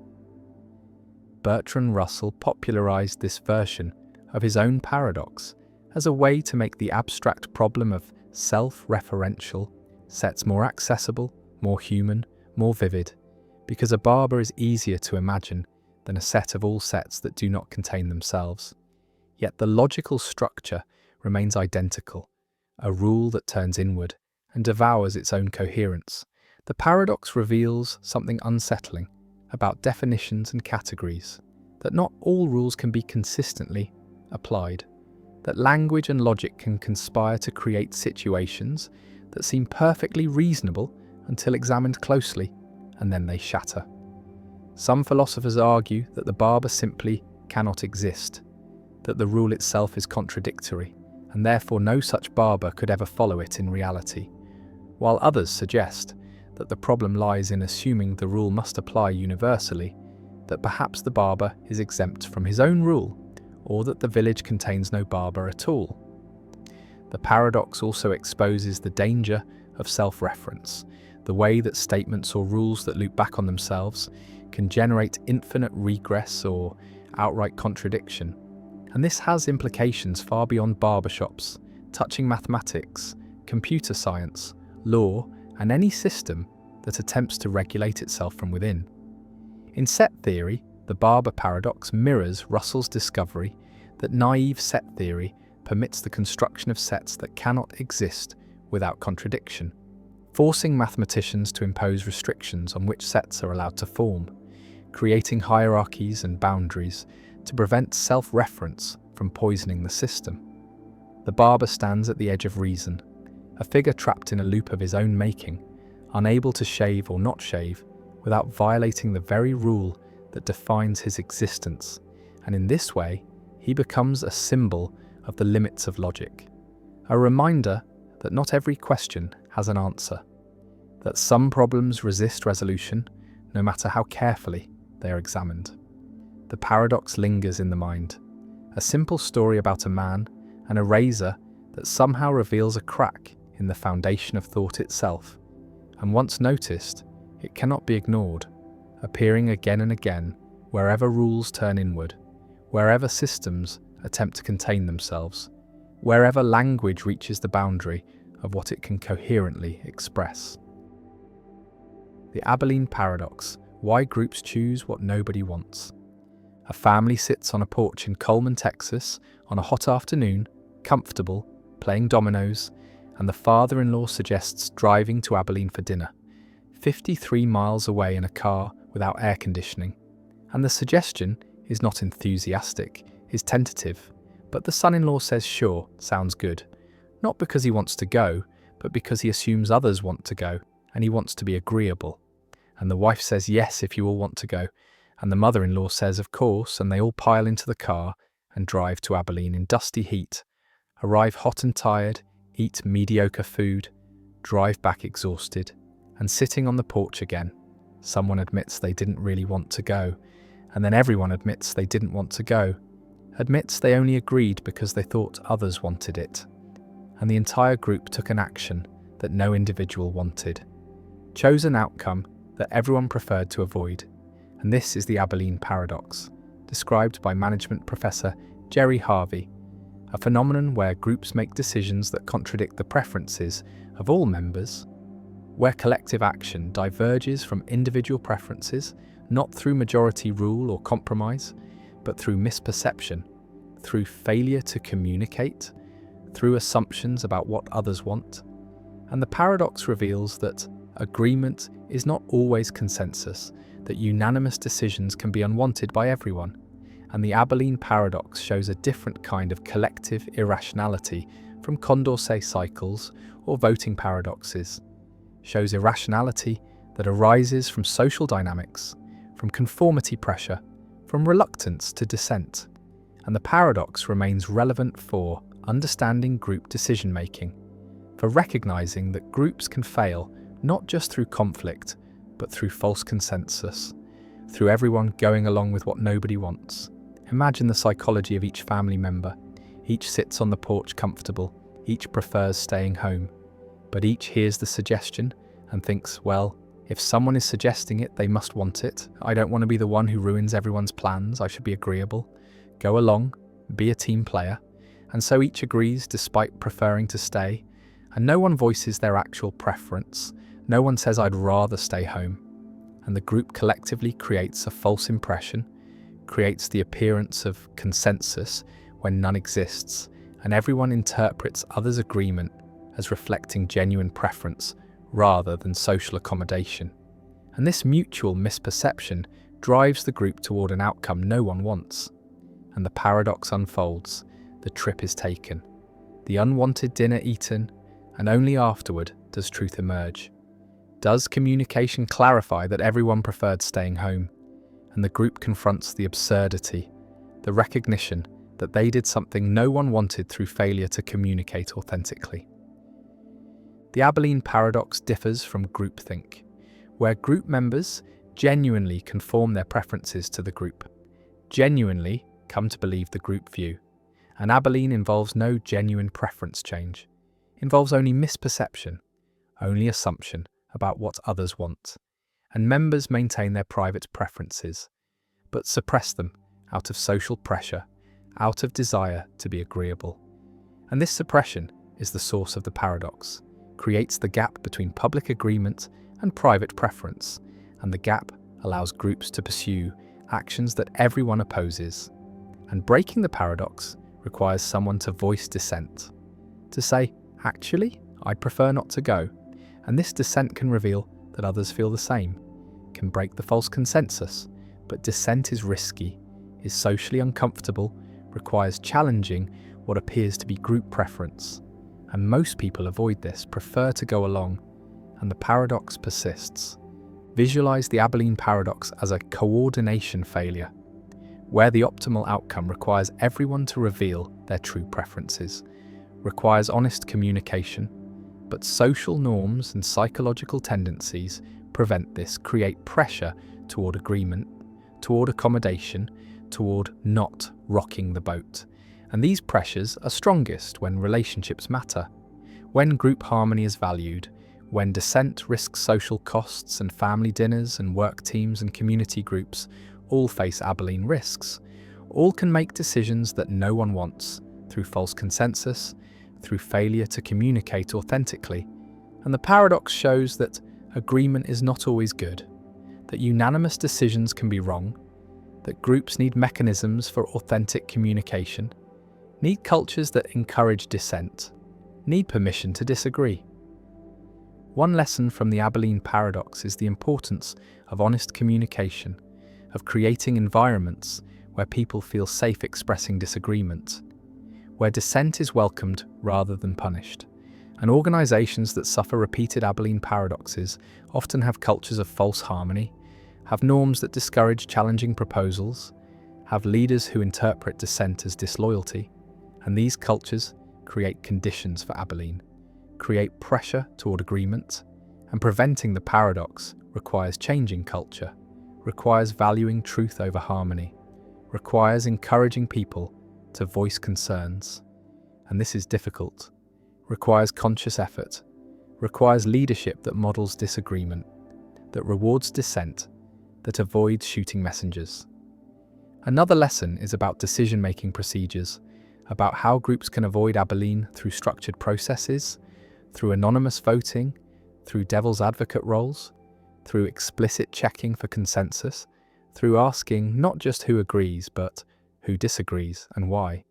And these procedures create space for dissent, create permission to voice opposition, and reduce pressure toward false consensus. And effective groups use these procedures systematically, build them into decision-making, recognize that surface agreement may hide opposition, and these procedures are especially important for high-stakes decisions, for commitments that are costly to reverse. And the trip to Abilene is costly, is unpleasant for everyone, and could have been avoided with better communication. The Abilene paradox also appears in organizational settings, in corporations where teams pursue strategies that no one really supports, in committees that adopt policies no member wants, in groups that invest in projects everyone privately doubts. And these organizational Abilenes are costly, waste resources, damage morale, produce outcomes that serve no one's interests. And preventing them requires organizational awareness, requires training people to recognize Abilene dynamics, requires creating cultures where speaking up is safe, where dissent is valued, and many organizations fail at this. Have cultures of deference, have hierarchies, where subordinates agree with superiors even when privately opposed. And these cultures are Abilene-prone, create repeated paradoxes, and organizational effectiveness requires breaking these patterns. Some argue that the Abilene paradox is overstated, that genuine cases are rare, that most group decisions reflect genuine preferences of at least some members, and while everyone agreeing despite everyone opposing is uncommon, partial Abilene is more common, where some members oppose but remain silent, and the group pursues a course that a vocal minority supports while a silent majority opposes, and this partial Abilene is still problematic, still produces suboptimal outcomes, and preventing it still requires encouraging dissent, requires creating safety for opposition. The paradox also raises questions about responsibility, about who is responsible when groups make decisions no one wants. And the answer is everyone and no one. Everyone contributed through silence, through false agreement, through failure to voice opposition, but no one individually caused the outcome. No one individually chose wrongly. Each made a reasonable social decision to accommodate perceived group preferences. And the collective outcome is worse than any individual action merited. And this shows how social dynamics can produce results that exceed individual culpability, can create group failures that no individual intended. And avoiding such failures requires collective awareness, requires group-level solutions, requires changing communication patterns and decision procedures. The family sits on the porch afterward, hot and tired and annoyed, and someone admits they didn't want to go, and the admissions cascade. And everyone realizes the absurdity, realizes they collectively did something no one wanted, and the Abilene paradox is revealed, and laughter mixes with frustration, and the lesson is learned. The importance of honest communication, the danger of false consensus, the need to voice dissent, and the paradox remains a permanent reminder that groups can fail not just through conflict, but through excessive agreeableness, through mistaken assumptions about others' preferences, through social pressures that suppress authentic communication, and the Abilene paradox endures as a cautionary tale about group decision-making, a demonstration that agreement is not always consensus, that unanimous decisions can be wrong, and that preventing collective irrationality requires creating environments where dissent is safe, where truth is valued over harmony, and where groups communicate authentically rather than accommodating falsely. The Allais paradox.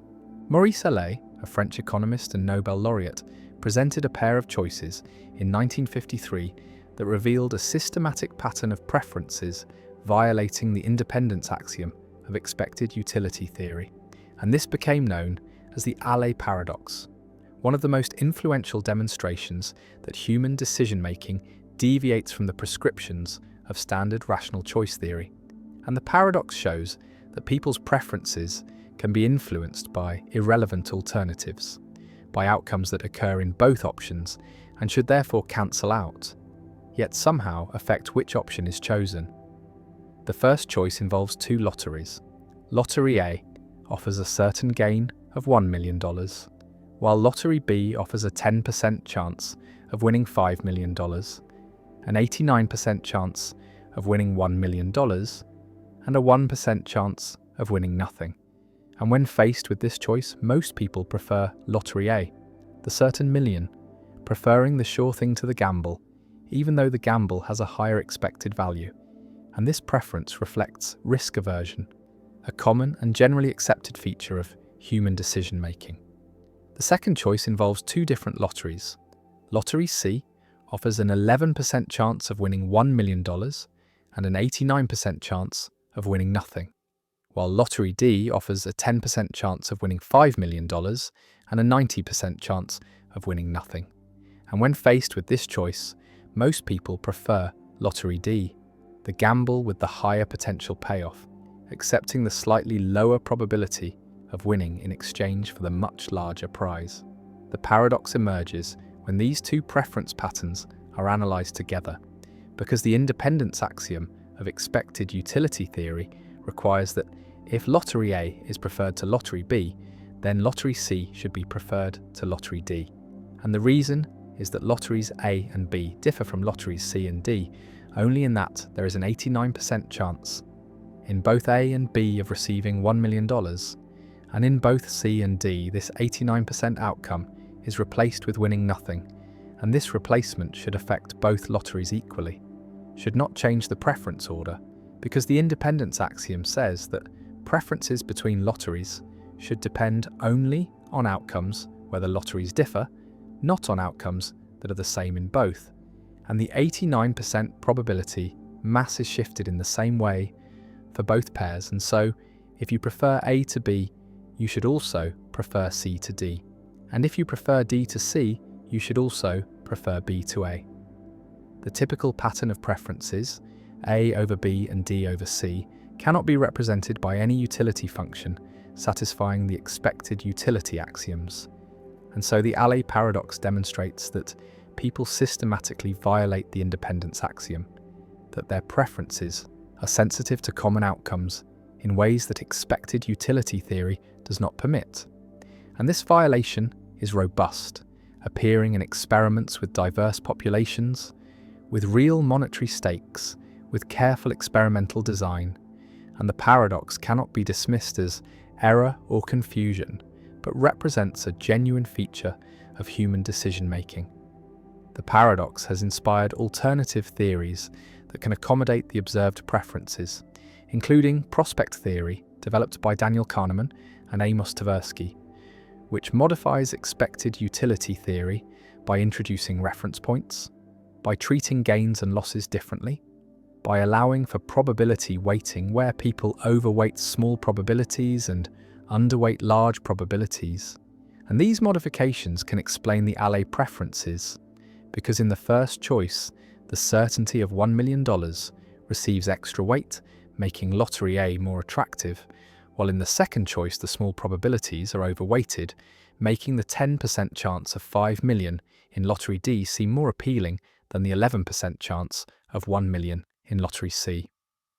Other theories include regret theory, where people anticipate the regret they would feel if they made the wrong choice. And this anticipated regret influences preferences in ways that violate independence, because the certain million in Lottery A avoids the regret of choosing the gamble and losing everything, while the choices between C and D do not have this asymmetry. And rank-dependent utility theory, which generalizes expected utility by allowing the utility of lotteries to depend not just on outcomes and probabilities, but on the rank ordering of outcomes, and this allows for preferences that violate independence while maintaining other desirable properties. The Allais paradox raises normative questions about rationality.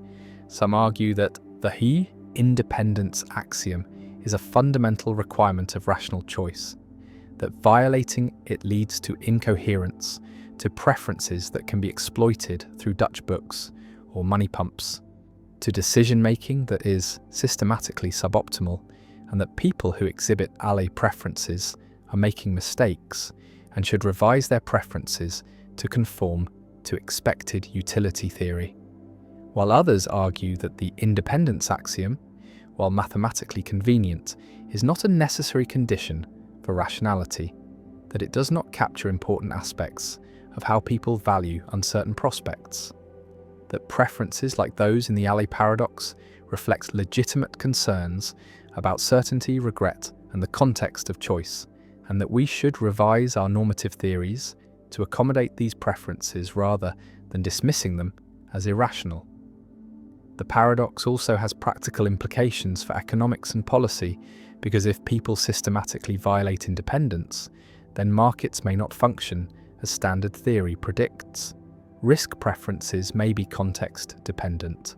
Insurance and investment decisions may be influenced by framing effects, and policies designed to maximize expected utility may not align with what people actually prefer.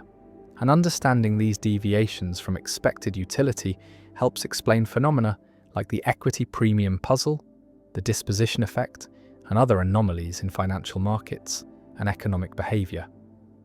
The lotteries sit before you, the choices must be made, and your preferences, revealed through your choices, tell a story about how you value certainty and risk, about how you weigh probabilities and outcomes, and the story violates the axioms of rational choice, violates the clean mathematical structure of expected utility theory, and yet the choices feel reasonable, feel justified, feel like they reflect something important about value and uncertainty that the theory misses, and the paradox persists.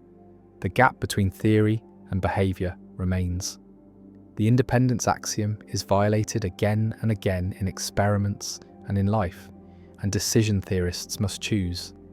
Either insist that the axiom is normatively binding and that violators are irrational, or acknowledge that the axiom is too strong, that rational choice is more complex than expected utility allows, and that new theories are needed to capture the richness of human decision-making.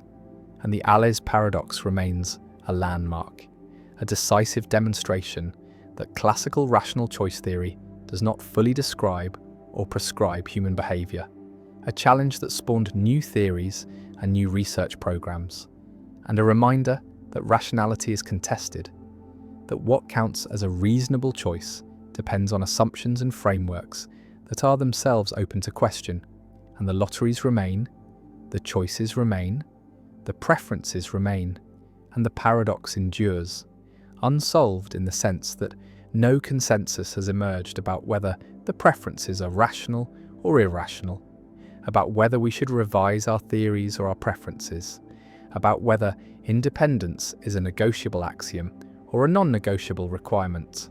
And the debate continues. Philosophers and economists and psychologists arguing about what rationality requires, about what humans actually do, and about the relationship between these two questions.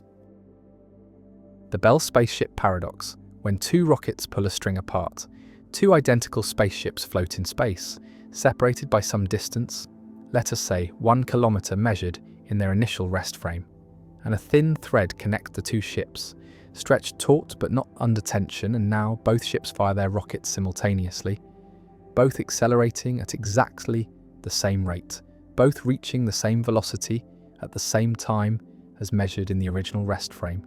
And the question arises, what happens to the thread? Does it break or does it remain intact? And the paradox is that two different lines of reasoning seem to give opposite answers.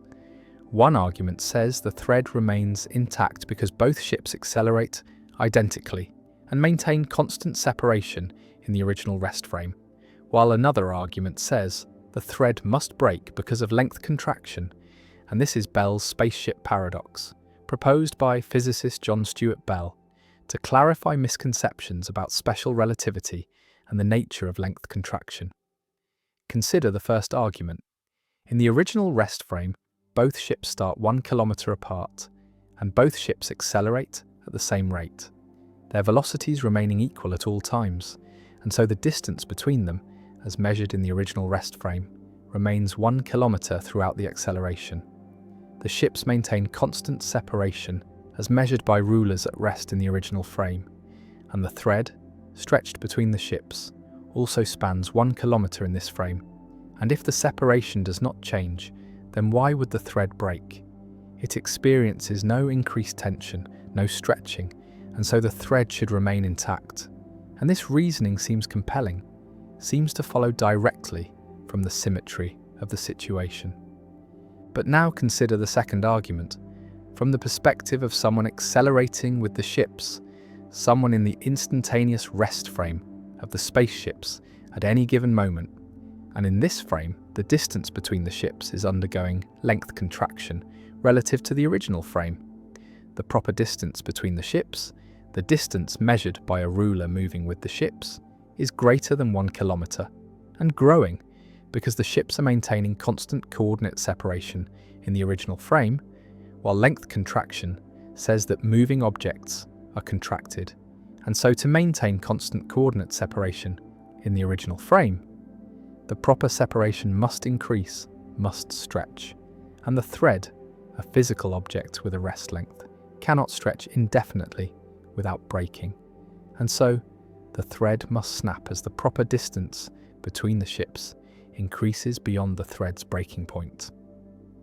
Bell's answer, and the correct answer according to relativity, is that the thread breaks. The second argument is correct, and the error in the first argument is subtle. It confuses coordinate distance in the original rest frame with proper distance measured by moving rulers. And length contraction does not mean that objects physically shrink in their own rest frame. It means that the relationship between coordinate distance in one frame and proper distance in another frame involves a contraction factor. And when two ships maintain constant coordinate separation in the original frame while accelerating, they are actually increasing their proper separation, the distance measured by rulers that move with them. And the thread, stretched between the ships, experiences this increasing proper separation as tension, and eventually the tension exceeds the thread's strength and it breaks. Imagine the situation more concretely. Place a series of markers at rest in the original frame, spaced 1 meter apart, stretching from the first ship to the second ship. And initially, there are 1,000 markers spanning the 1 kilometer between the ships. And now, the ships accelerate, and at any given instant in the original frame, the ships remain at the same markers they started at. The distance between them measured by these markers remains 1,000 meters, but from the perspective of the moving ships, the markers are getting closer together, are contracting, because the markers are in motion relative to the ships. And so the ships see more and more markers passing between them. The number of markers spanning the gap increases, and this means the proper distance between the ships is increasing, and the thread, which has a fixed rest length, cannot span this increasing proper distance, and it breaks. The paradox reveals a common misconception about special relativity. The idea that if two objects start with a certain separation and undergo identical accelerations, then they must maintain the same separation. But this is false. Maintaining the same coordinate separation in one frame requires increasing proper separation when the objects are accelerating. And this is because acceleration is not relative in the way velocity is. Accelerating objects experience forces, have proper accelerations that can be measured by accelerometers on board, and two spaceships with identical proper accelerations do not maintain constant proper separation. They drift apart in their own instantaneous rest frames. Bell used this paradox to clarify that length contraction is a real physical effect, not merely a coordinate artifact or an optical illusion. The thread really breaks. Real physical forces are involved, and the contraction of moving objects is a consequence of how electromagnetic forces between atoms transform under Lorentz boosts. And these forces are what hold matter together. What give objects their rigidity, and when objects accelerate, the forces adjust. And in the Bell spaceship scenario, the adjustment causes the thread to experience tension and eventually to snap. The paradox also connects to the Ehrenfest paradox, another puzzle in special relativity involving rotation and length contraction, where a disk spinning at relativistic speeds seems to have a contracted circumference but unchanged radius, leading to apparent contradictions with Euclidean geometry. And both paradoxes illustrate that accelerated motion introduces subtleties that are not present in inertial motion, that naive applications of length contraction can lead to errors, and that careful analysis using the full machinery of special relativity is required to get the right answers. Visualize the two spaceships accelerating in lockstep, their separation constant as measured by observers at rest, but the thread between them stretching from the ship's perspective, growing taut, fibers straining and eventually snapping, breaking in the middle, the two halves trailing behind each ship, and the observers at rest see the thread break. Even though the ships never changed their coordinate separation, and this breaking is real, is frame independent, all observers agree that the thread broke. Though they may disagree about why, about what forces were involved, but the physical fact of the breaking is invariant, is an event in spacetime that everyone can observe. Bell's spaceship paradox remains a challenging problem in relativity pedagogy. Many students, and even some physicists, initially get it wrong, arguing that the thread should not break. And the paradox serves as a test of whether someone truly understands length contraction and the relativity of simultaneity, whether they can correctly apply these concepts to accelerating objects. And the paradox has generated extensive discussion in physics journals, with papers clarifying the resolution and exploring variations. And it stands as a reminder that special relativity, despite being over a century old, still contains subtleties that require careful thought, that intuitions about space and time must be constantly checked against the formalism, and that even seemingly simple scenarios can hide deep complexities. The rockets fire, the ships accelerate, maintaining constant spacing in the original frame, and the thread stretches, taut and straining, and then snaps, unable to bridge the growing proper distance.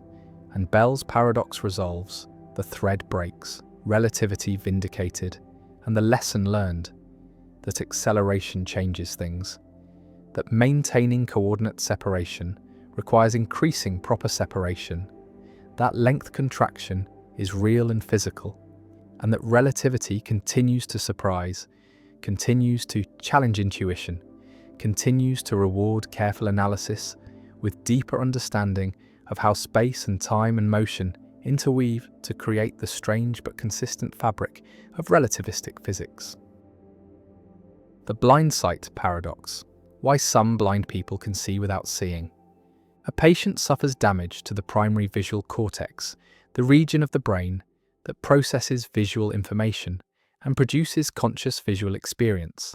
And the damage is severe, destroys the tissue completely, and the patient reports being blind, reports seeing nothing, experiencing only darkness in the affected visual field, and vision tests confirm the blindness.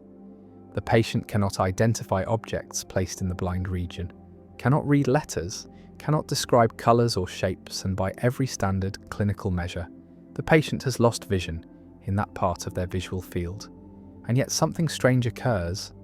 Experimenters place objects in the blind field and ask the patient to guess where they are, to point at them even though the patient cannot see them, and the patient protests, says this is pointless, says there is nothing to see, but when forced to guess, the patient points accurately, reaches correctly, identifies the location, and sometimes even the nature of objects at levels far above chance.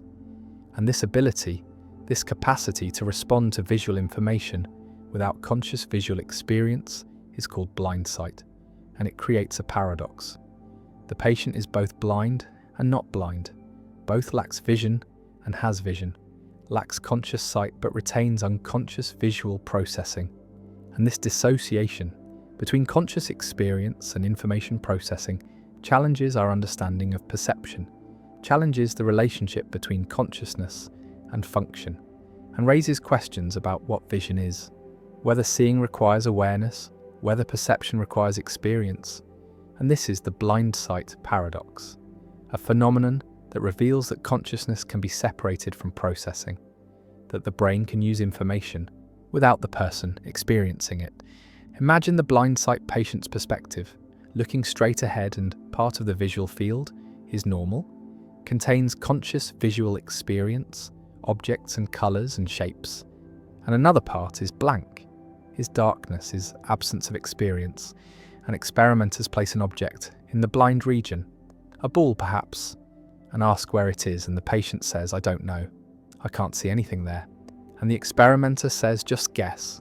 Point to where you think it is," and the patient reluctantly points, randomly it seems. And yet the pointing is accurate, is directed toward the ball, and the patient is surprised. Says it was just a lucky guess, has no feeling of seeing, no visual experience that guided the response, and yet the accuracy persists, trial after trial. And the paradox is that the patient is using visual information, is processing it, is responding to it, but is not conscious of it, is not experiencing it. And vision has split into two components: conscious experience and information processing.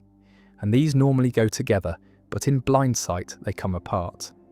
The blind sight phenomenon has been documented in multiple patients, studied extensively, and the mechanism involves intact pathways from the eye to brain regions outside the primary visual cortex. Pathways that process visual information for action and navigation without producing conscious experience. And these pathways allow blind sight patients to respond to visual stimuli without seeing them. And the existence of these pathways shows that vision is not a single unified process, but involves multiple systems, some conscious and some unconscious. And damage to visual cortex eliminates conscious vision, but leaves unconscious visual processing intact. And this dissociation reveals something fundamental about consciousness, shows that information processing is not sufficient for conscious experience, that the brain can process and use information without that information becoming conscious.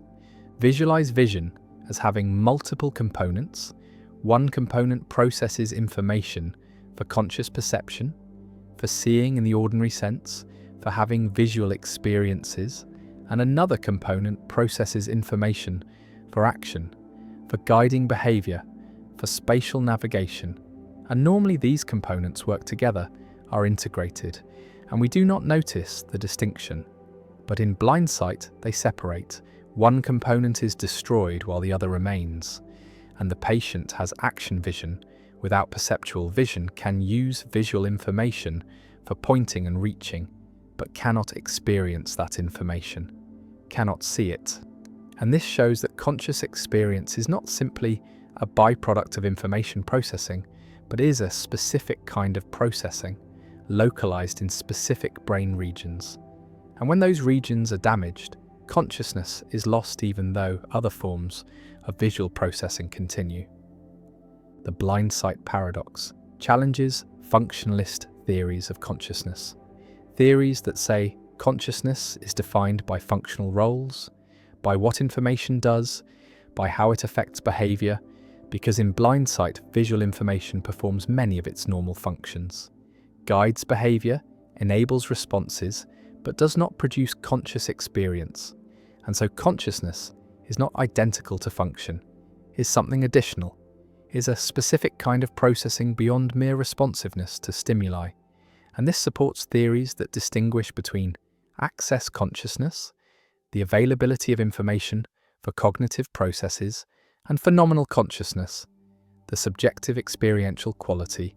And blind sight shows that these can come apart, that information can be accessed and used without being phenomenally conscious. One response to the blind sight paradox accepts that it shows consciousness is separate from certain functions, from certain kinds of information processing, but argues that this does not threaten physicalism, does not show that consciousness is non-physical, only that it is a specific physical process localized in specific brain regions. And blind sight is a case where some visual processing continues without the processing that produces conscious experience, and this is compatible with consciousness being physical, being identical to certain patterns of neural activity. And the paradox shows which patterns are necessary for consciousness, shows that primary visual cortex is essential, and this is progress in understanding the neural correlates of consciousness. Another response questions whether blind sight patients truly lack conscious experience, argues that they might have degraded or partial visual experiences that they do not recognize as vision, that do not match their expectations of what seeing should feel like.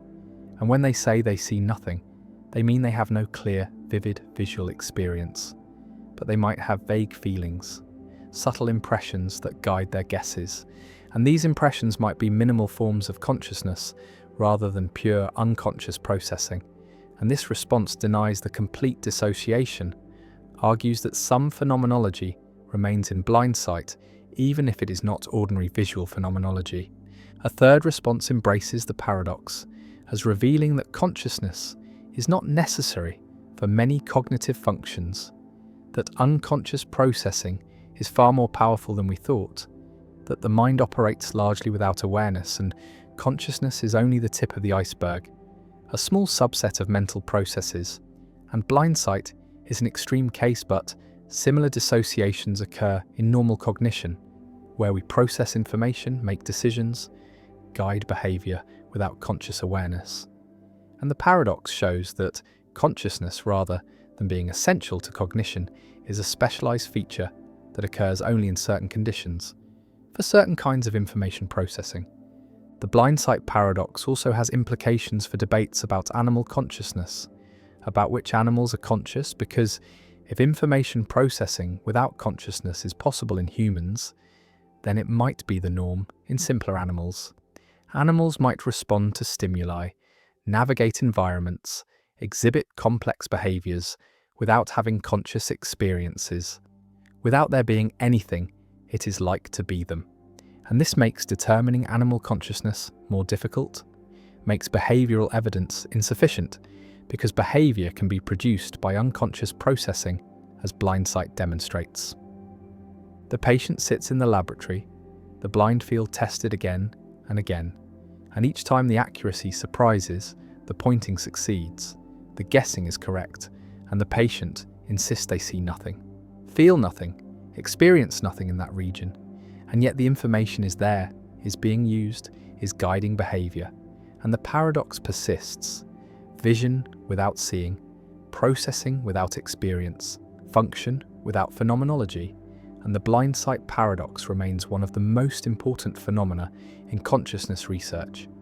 A real-world demonstration that conscious experience and information processing can dissociate, that the brain can use information the person does not consciously access, and that consciousness is not reducible to function, is something specific, something localized, something that can be lost while other aspects of vision remain.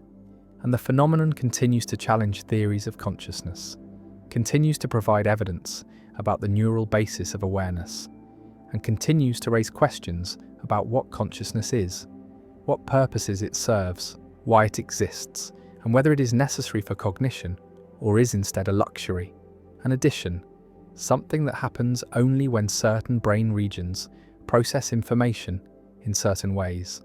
And the blind sight patient reaches into darkness and touches the object, accurate despite seeing nothing, and the paradox endures. The bootstrap paradox.